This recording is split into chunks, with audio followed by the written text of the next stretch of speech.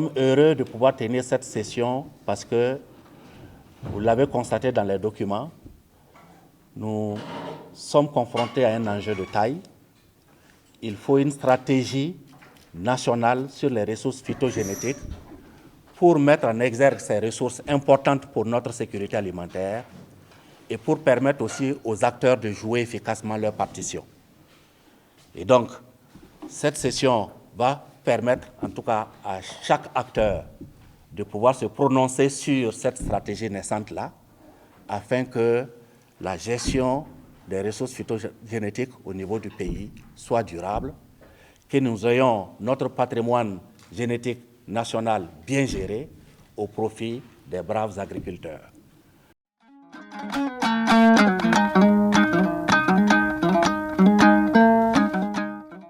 Je pense que cette Assemblée générale a vraiment l'avantage de réunir tous les acteurs qui œuvrent autour de ce qu'on appelle les ressources phytogénétiques.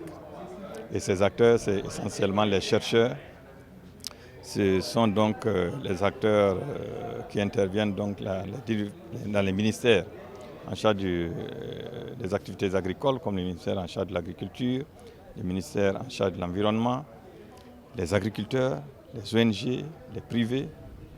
Et donc c'est un ensemble d'acteurs qui devraient réfléchir et pouvoir nous proposer des mécanismes de conservation, mais aussi et surtout de valorisation de ce qu'on appelle les ressources phytogénétiques, c'est-à-dire les semences, parlant d'agriculture, les semences qui sont performantes.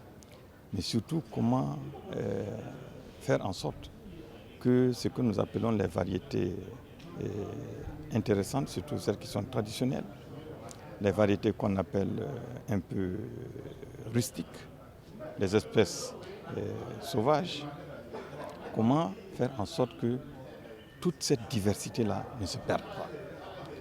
Comment faire en sorte que cette diversité de gènes qui se retrouvent au niveau des semences puisse être valorisée à travers donc les activités agricoles.